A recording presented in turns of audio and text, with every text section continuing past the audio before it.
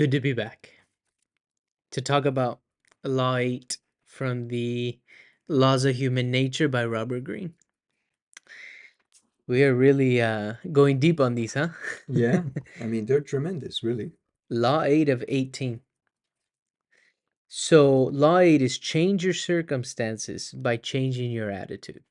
And this is the law of self-sabotage. Change your circumstances by changing your attitude. The law of self-sabotage. Tremendous. I liked it a lot. A lot. Yeah. Yeah, he goes deep on this one, and I wanted to maybe just open up with something close to home that I think he nails it exactly what happened here. Okay. And my grandma, your mom, Okay. right? So at the age of 12, she becomes an orphan. Right. She loses her father. Her mother had already passed away, and it was just her and her older sister. I think maybe one other sister that was still alive. This is in Cuba. Mm-hmm. But she would tell us in stories, as you know, right, that her older sister took it very, very hard, the loss of her father, of course. She was a teenager already, and, She was had, what, 4 years older than mom? I don't know if she was maybe 6 years 6 older, years older? 4 4 or 6, or 5. Okay. but, but she was older and she wasn't able to deal with it, the loss of her father. It was very challenging for her. Of course, it was challenging for grandma, but grandma had to make that conscious decision that the attitude was the difference. They were both going through the loss of their father. Mm-hmm. They couldn't change that, but grandma decided, hey, I need to step up here because my older sister needs me in this situation. And basically, she became the leader at At 12 years at old. 12 years old. Yeah, I think my aunt was 17. So like 5 years older. Okay. Uh, And um and saved the her sister from, self sabotage because Self-destruction because she had a mental breakdown. yeah. And so they both had to go to work, and they both had a life completely changed for them. The schools that the father had originally, you know, s- I think private schools that they were going to be going to, all of that changed. The sisters were separated, and it was a very difficult life for the both of them. Yes. But one thing that grandma would say to me is that she would she would sing, that she used music to help get her out of certain instances. And even till her last days, she was 97 and a half years old before she passed, Uh-huh. she was singing. And that was, I think, part of how she used music to change her attitude, um, and get herself out of maybe a dark Place. place. Yeah. Mm-hmm. So, anyways, I wanted to bring that because that's close to home, and that has impacted me very much. I know you, and her stories of what she went through, at the age of 12, and all that hardship. In this chapter, Robert Greene gets into adversity and how to face adversity, and a positive mindset, positive attitude is what he uses, will allow you to overcome that adversity and actually embrace adversity. Um, but what are your thoughts? What are your thoughts on maybe that situation that had happened that was close to home, or how you've used attitude to maybe change your circumstances? It's very interesting because we're talking about the fortitude of people, and they come in many sizes, right? So some people seem to be stronger than others as they face, you know, very serious and difficult situations in their lives. And so I always remember my mom being strong when she needed to be. She was just very strong all the time. And at 12, you can tell. So my mother was 12 years old. My aunt was either 17 or 18. and she fell apart, my aunt. But my mom, seeing that, maybe that gave her the strength.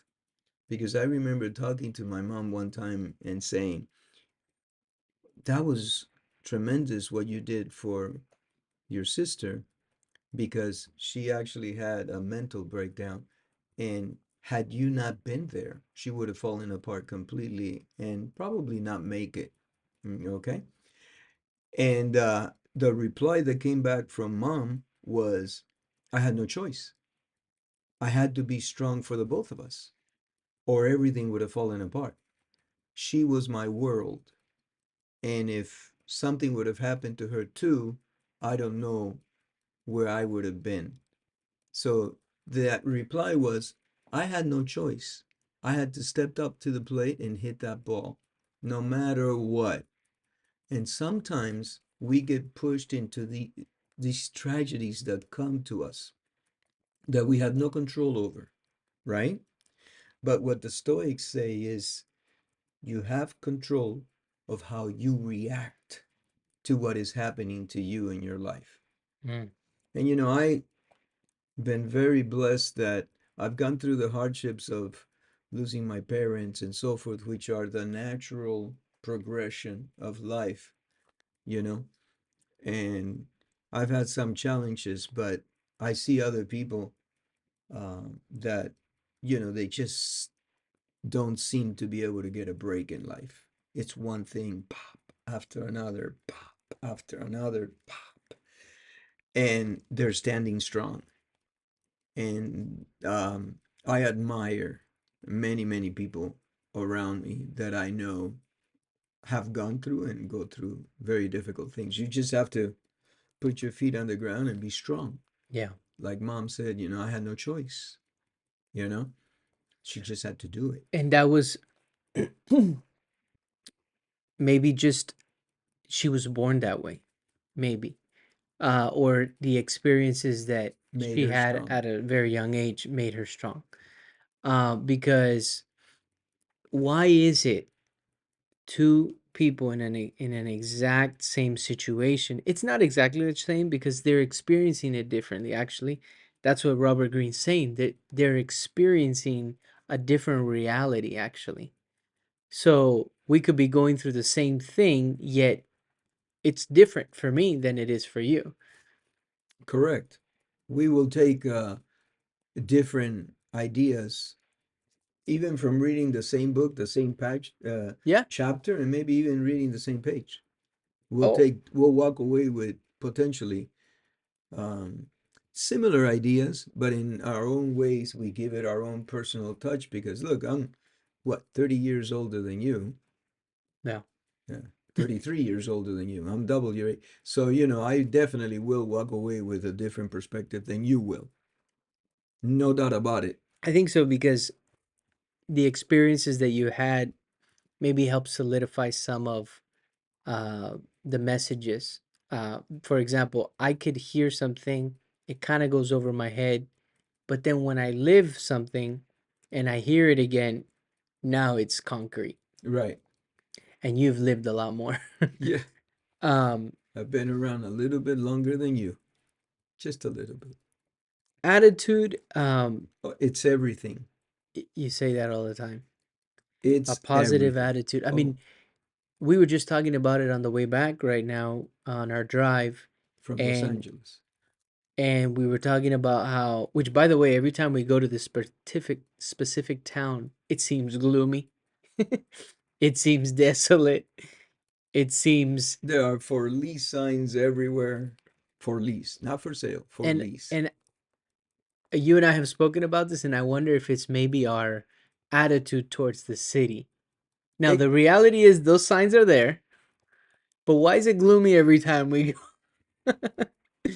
It seems like I think it's a combination actually. when I get there, I want to get out But as quickly as possible. I think it has to do with I our think it's our attitude mental attitude. because we can go to another town that, let's say, has a lot of for leases and for sales and commercial properties, and we might look at it like, look at the opportunity here. Yeah. So I think it's the attitude. No, no, it is the attitude. Yeah. It is the attitude. And we are ready for something new, you know, Change. a new something, yeah, a change. Yeah.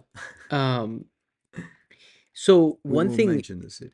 one thing that was interesting was how he went into Anton Chekhov, Yes, who I had never I heard the name, but honestly I didn't know who he was. He was a playwright. playwright and a doctor. Did was he a medical doctor? Yes, Oh wow. Wow. yep, he was a medical doctor And so he broke the cycle in his family. in his family. He was the one that broke the cycle out of his six siblings, I believe. He was one of six, I believe. Um, he broke the cycle because the father was abusive. But it was interesting the way they explained it in the book because the father would hit him with a stick or a belt, and he would tell his son, "Look, I need to do this so that you can be a better person. I do this out of love." And he would hit him with a stick or a belt because that's what his father did to him. So Anton Chekhov's grandfather would beat his father, and his father was beating all the other kids. There were six or five, whatever the case it was. It was, I think, four brothers and one sister.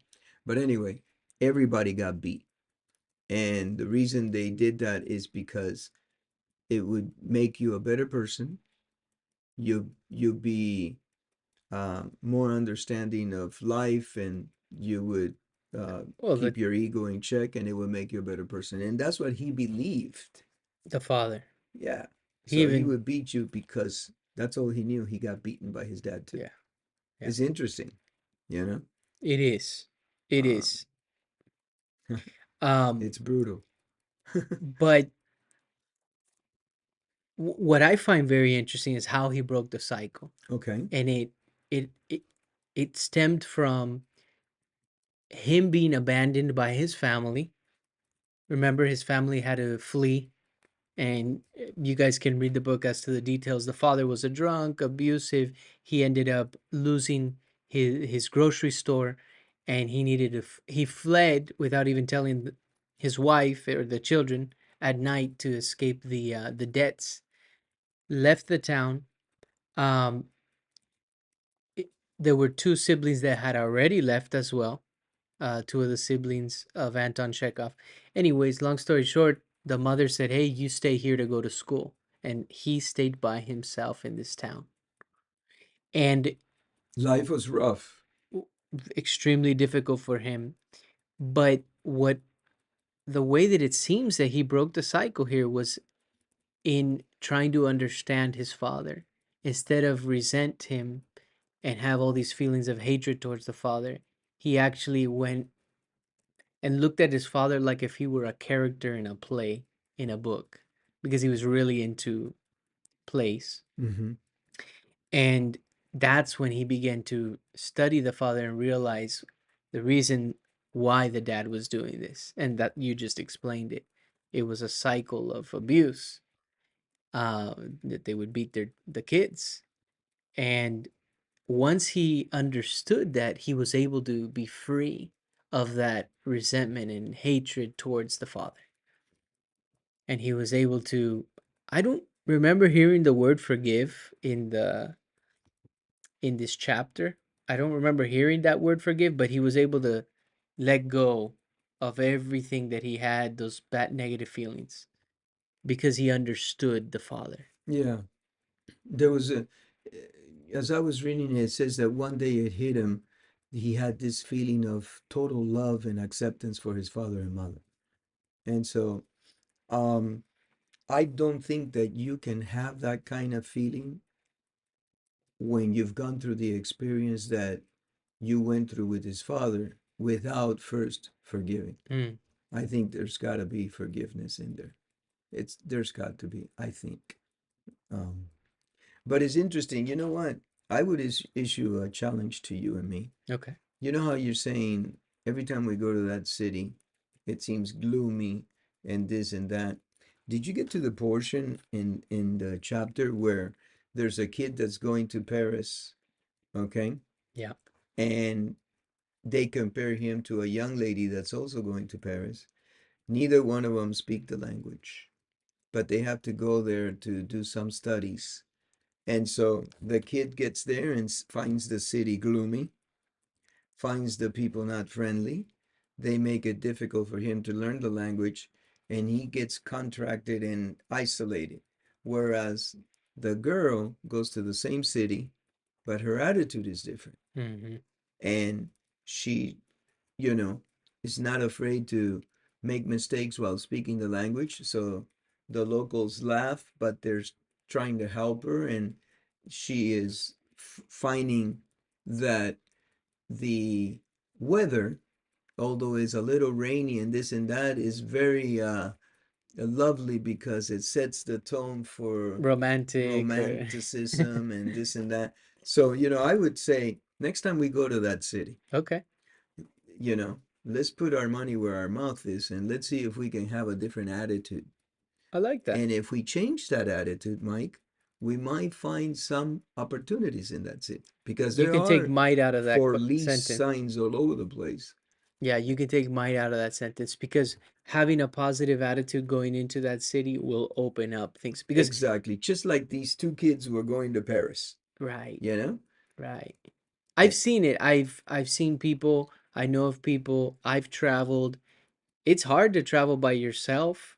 You've traveled by yourself. Some Sure. people are scared to do that, travel by themselves. Right. And you're in a new place, you don't know anybody, you have to be a little bit uncomfortable and begin to socialize and whatnot. And that one young man just closed up and he ended up leaving the town. He left Paris Right. and with a bad experience. Exactly.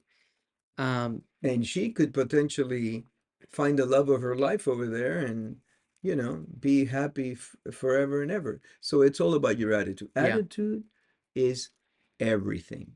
And you can in every stage of life and in every situation, because even people, I was sharing this with a lady the other day that um, let's say you go to the doctor and you need to get some medication. If you have a negative attitude, okay, that medication won't do its job.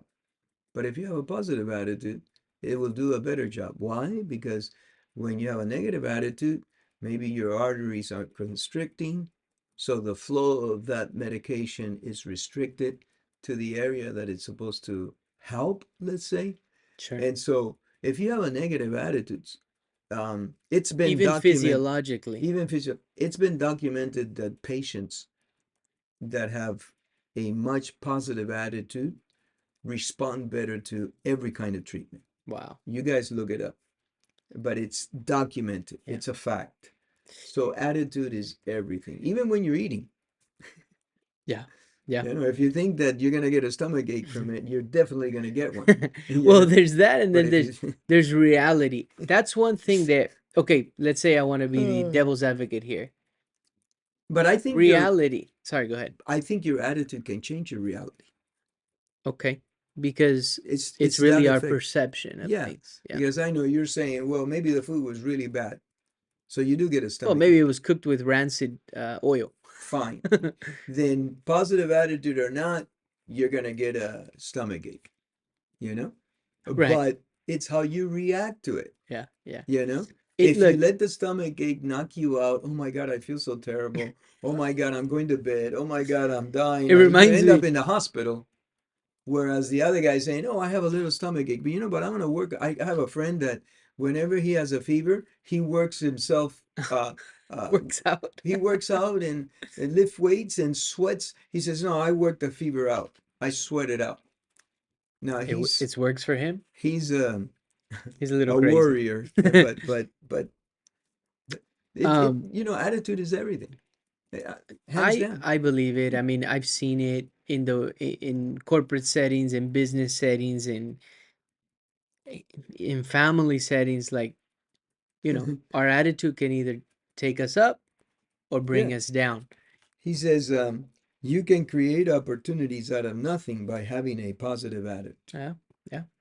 You Oh, can be tolerant of other people and learn from adversity. but having a positive attitude will definitely open doors. It's the difference of when you get hit with adversity and you have a positive attitude, you're looking at it as I can learn from this, I can grow, I can become a better person, as opposed to look now what happened to me.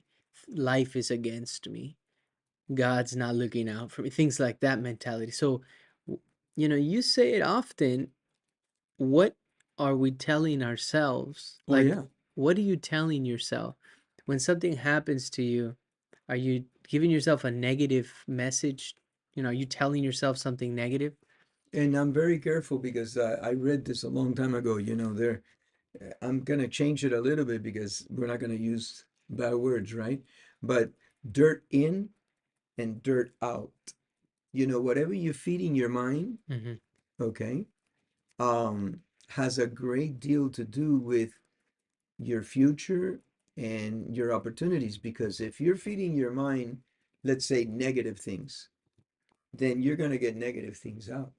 But if you're feeding your mind positive things, Yeah. new things, try to learn new things, then what's going to come out is also going to be positive and new, and it's going to create a whole atmosphere of progress for you. Yeah. But you have to be careful what you feed your brains. Well, one thing that we've both been feeding our brains for some time is the Stoics. Correct. Because actually, in this chapter, Robert Greene says that nothing is good or bad. No situation is good or bad. Right. Remember, he says you're hiking and you come across a little, what would it be called? A pond, No, it wasn't a a pond. river, Yeah, it was like, there's rocks and water and flowing water. yeah, and I don't know if it's called a meadow. I don't know. Okay. Anyways, running water. One person will look at it and jump over, no problem. Another person looks at it, strategizes, how do I get around without getting wet? Goes over, no problem. A third person looks at it, really doesn't want to cross it, but wants to continue their hike, so they're just gonna do it anyways. So they do it. And then the fourth person looks at it, justifies that they've already hiked enough, Yeah. and turns around. So it's It's all the amazing. attitude. It's not good or bad, it's just running water and rocks. But he says that we don't look at things like that. Right. But the Stoics do. I mean, I remember in meditations, he says that very clearly, like nothing is good or bad. If you're sick, he even says like if you're sick and you're dying and it's not good or bad. You're just this is what you are, you know? It's a interesting like if somebody dies, we always say I'm so sorry and it's a sad thing and it's a bad thing we look at it. But the Stoic approach is actually, did they live a good life? Were they a person of character? They a fulfilling life? Well, you know, it just is. They were ready to move on to the next life. It's an interesting perspective. It sure is. Yeah. The other thing that he mentioned is that he says, look, treat your mind, realize that your brain grows until the very end. There's no such thing as, excuse me, as saying, oh, you know what? I'm old already. I can't learn anything else. That is totally a fallacy. Mm. That the brain is capable of learning all the way to the end, wherever the end may be.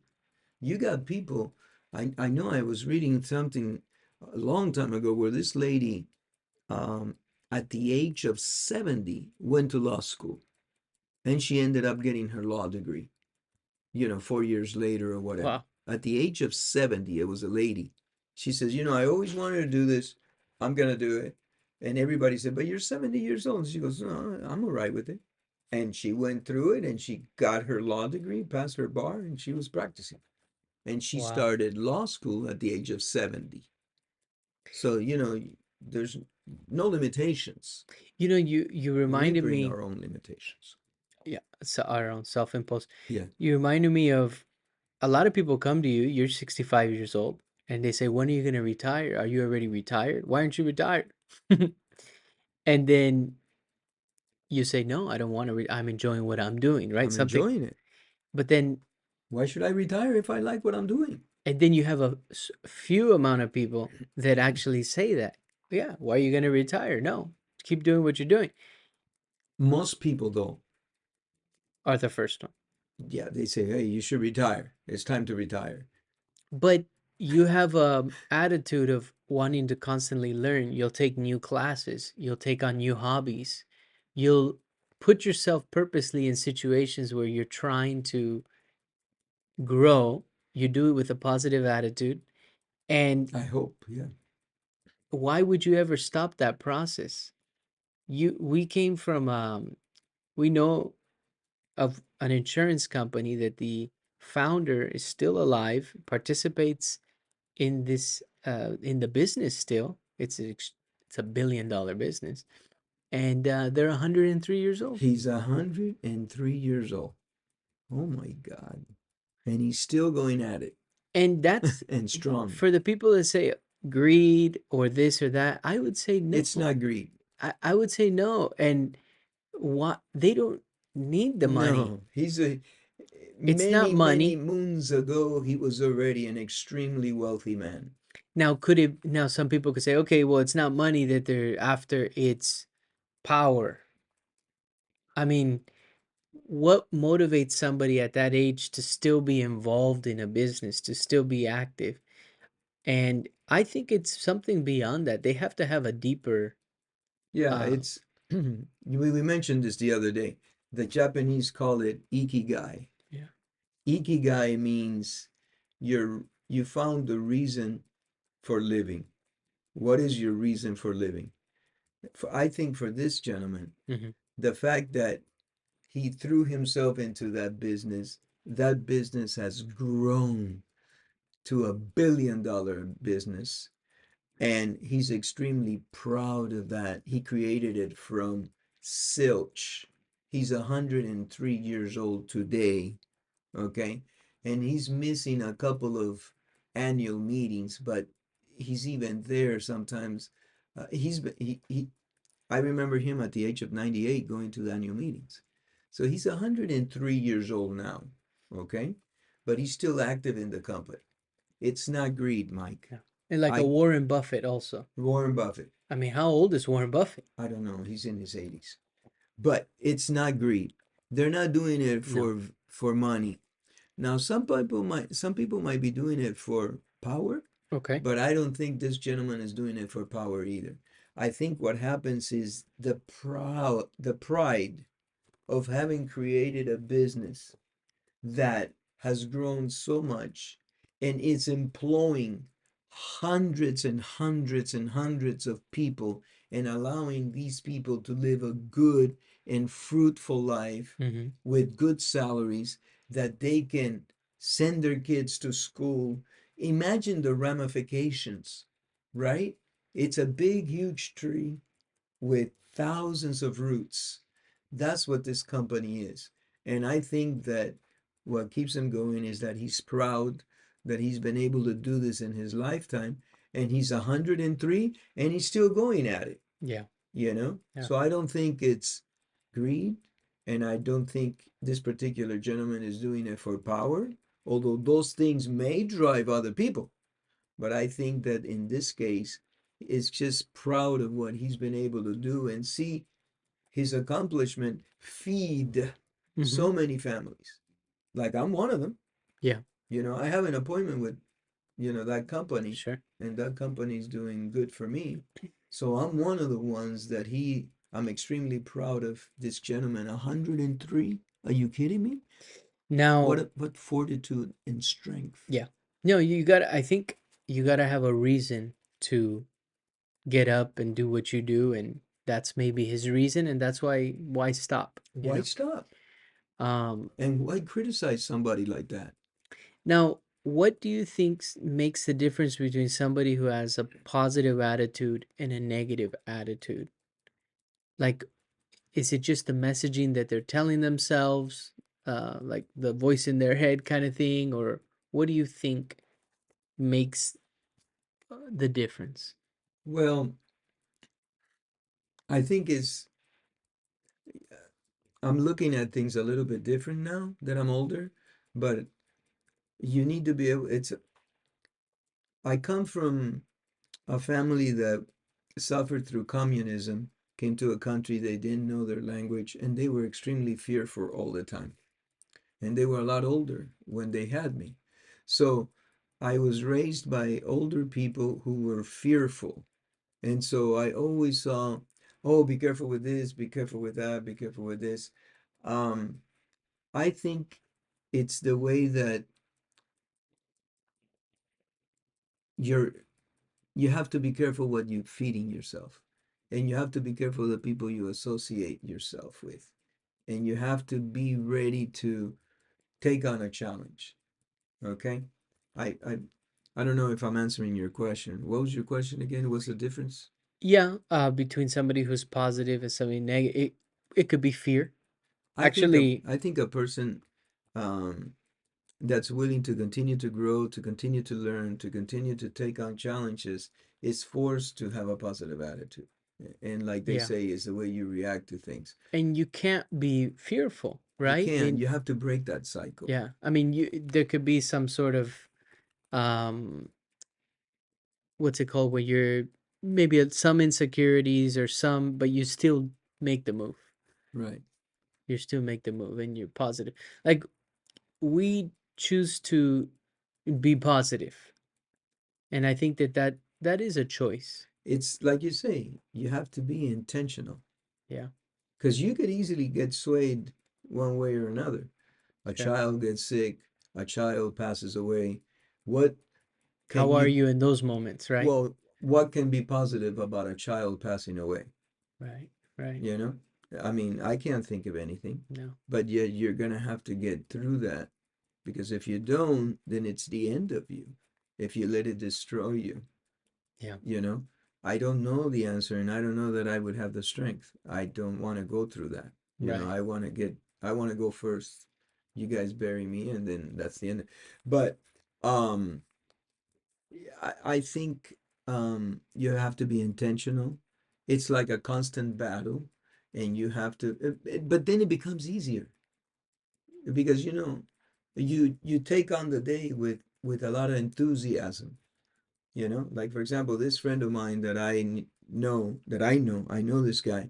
He suffered some kind of situation with a car accident, and he was paralyzed.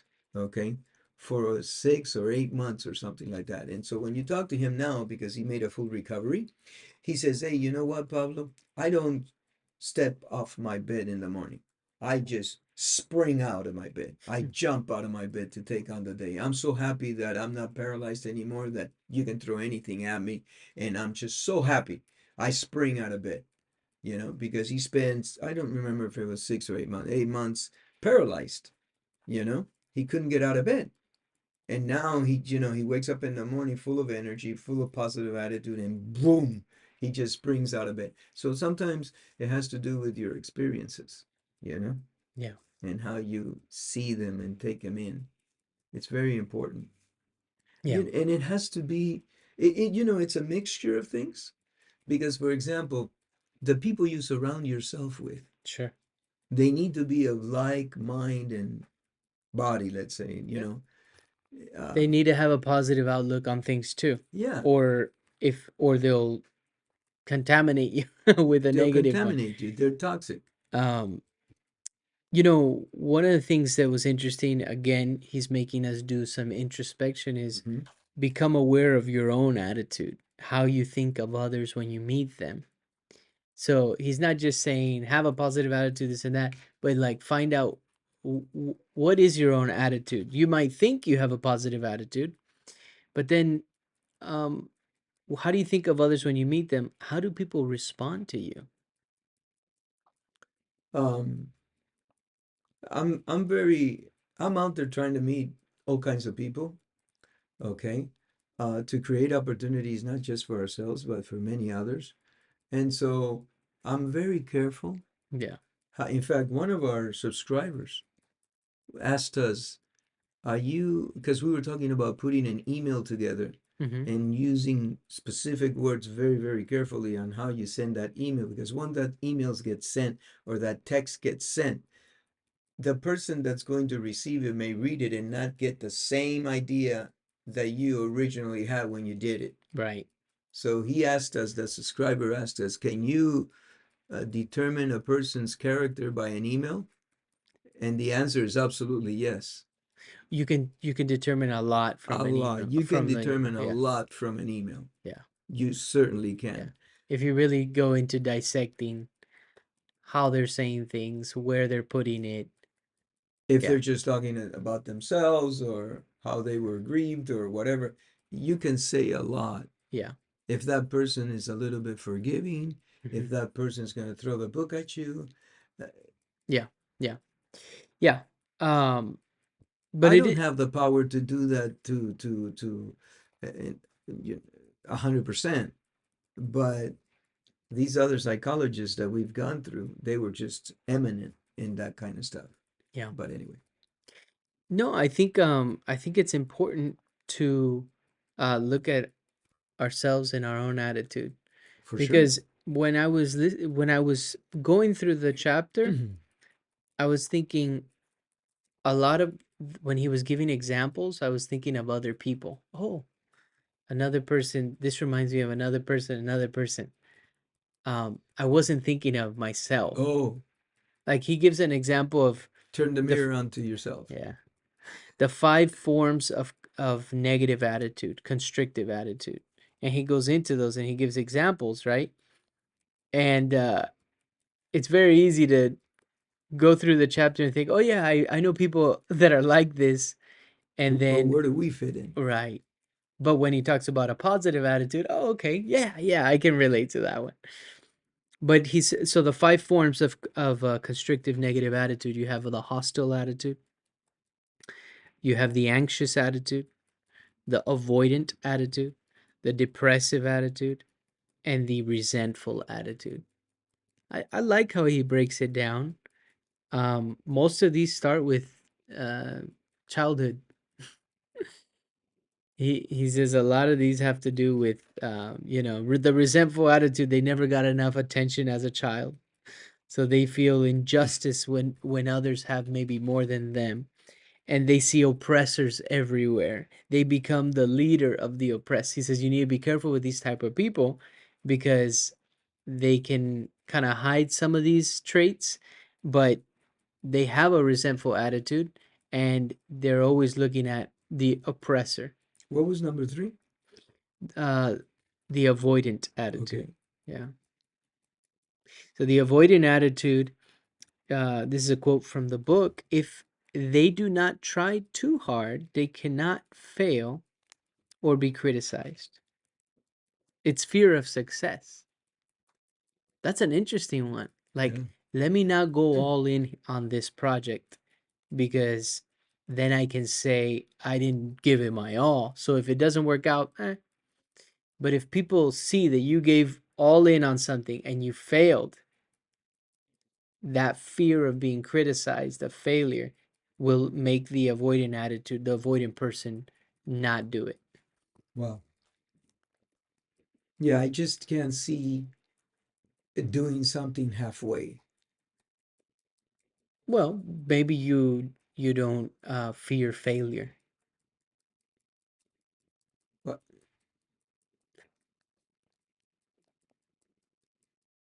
well, it, believe me, I failed a bunch of times with a bunch of stuff. Yeah, But you got to get up and keep going. You know, I mean, if you let it hit you so hard that it knocks you out complete knockout, then that's the end of it, of you, right? yeah, So you have to get up and keep going.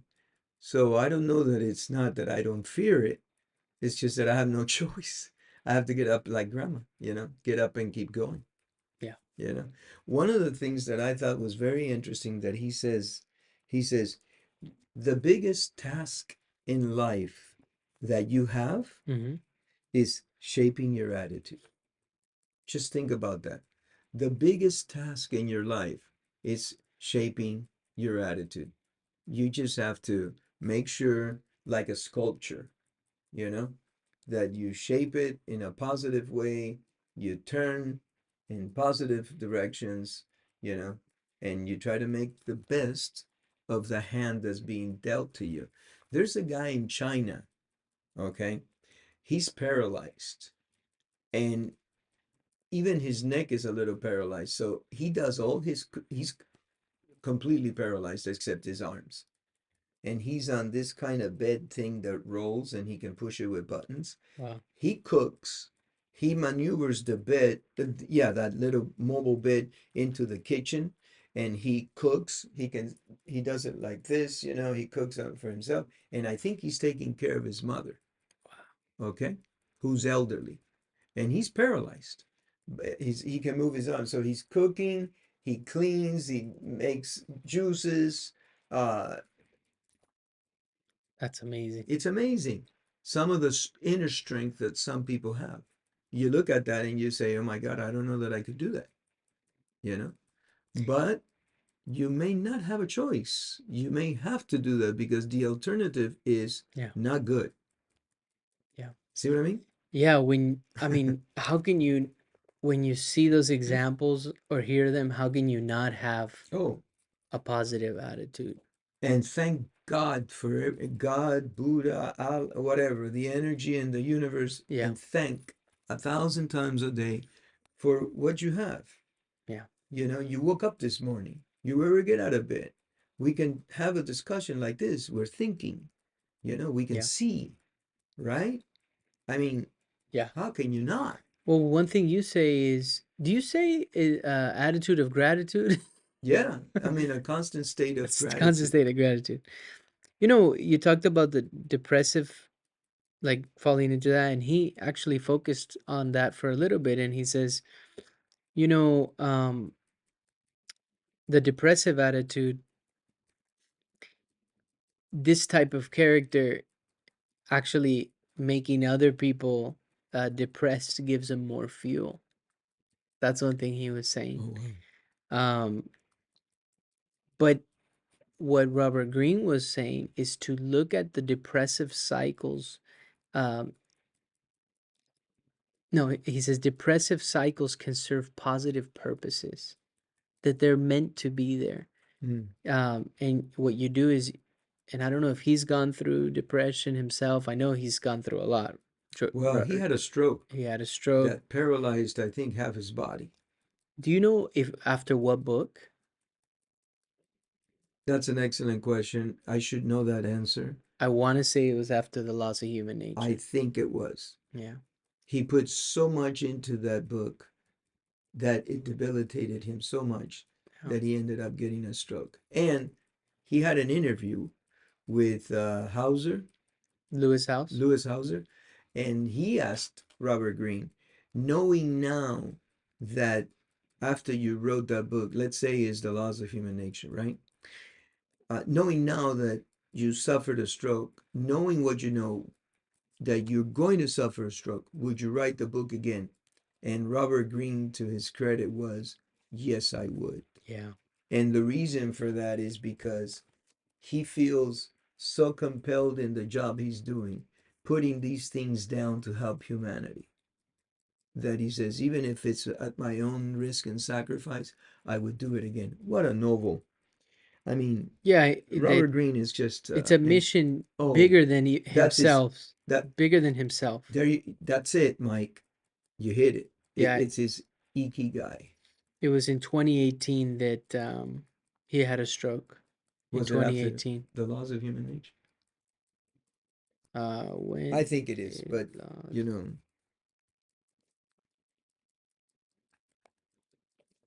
but yeah, the the biggest task in life is the to laws shape of your human attitude. nature came out in 2018. So it's So probably that yeah, one. Yeah. I believe so. Okay. Um, so channeling that energy, looking at, let's say, if we're down in a depressive state, looking at it, hey, this can also serve a positive purpose. Let me channel this into my work. And I thought that was interesting. Oh yeah. Um, You know, and there's little catchphrases that we could write down yeah, so that they can motivate us on a daily basis, you know, like like remind us. affirmations kind of thing. Yeah, There was one that he says, whatever you're doing right now, okay, you are quite capable of doing much more. Hmm. You see? So you're still in a constant search for betterment. Yeah. That search never ends. So whatever you are doing now, you are quite capable of doing much better. And the only way you're going to do better is by practicing, by finding new ways. Yeah. You're going to have to stay astute to new learnings. Yeah. It's Being just, willing to accept yeah, change. It's the only way. yeah. So there's just little catchphrases like that. Like he says, don't lose the curiosity that you had in your childhood. Yeah. That's another thing. He talked about it in the last chapter too. Yeah, don't lose the Yeah. curiosity that led you to Yeah. begin this journey. Yeah. Keep a childlike spirit with no ego, because as a kid we didn't have ego. Right. Um. It sounds so basic, but yet so difficult to, I mean. So these can be like affirmations. I'm going to start writing some of these down because you start your day in the morning with some of these things. There's no way you can't be filled with gratitude, you know? And the biggest task in your life is shaping your, right? Yeah. I Attitude. think the one, let's say, criticism, or yeah, let's call it criticism to this, is that it can't all be just being positive. Right. I've been in also in those situations where I'm just trying to be positive about it, but um I'm not taking action the Mm. way that I should be, because you can't just be positive. It's like the story of the guy with the that was shipwrecked, and he Oh, yeah, he prays to God, and uh 3 times he sends three different boats. they come to save him, and the shipwrecked guy says, no, no, no, God's coming to save me, it's okay. And then he drowns. He drowns, and then goes to, I guess, the gates and of heaven, and he says, why didn't you Why didn't you save me? Why didn't you yeah, come? why didn't you save me? And God says, I gave you three. I sent three people down there. Why didn't you? So you have to also take action. It can't just be a positive mindset. I think you have to pair that with Taking action. actually taking action. I agree. um I like the idea of the childlike spirit and curiosity. Um, I mean, just a couple last quotes that I thought, in Sure. case anything you want to throw in. No, no. He gets into our soul being our life force. Um, because like, what is what is actually our attitude? What does that mean? And I guess it's the way that our neurons, neurologically, how we get stimulated, but when something occurs. Like, if we lean more towards a sad or a positive, or it's just our reaction, that's what attitude is. And he says, there's a quote: you accept and embrace uncertainty and the unexpected as valuable qualities of life. Wow. Learn to measure the people you deal with by the depth of their soul. That's Deep. deep. Yeah. um oh, have a positive mindset. Change your circumstances by changing your attitude. I'm a believer of it. Me too. Me too. 100%. Well, Anything else? no, that'll do it. Thank you. All right. Thank you.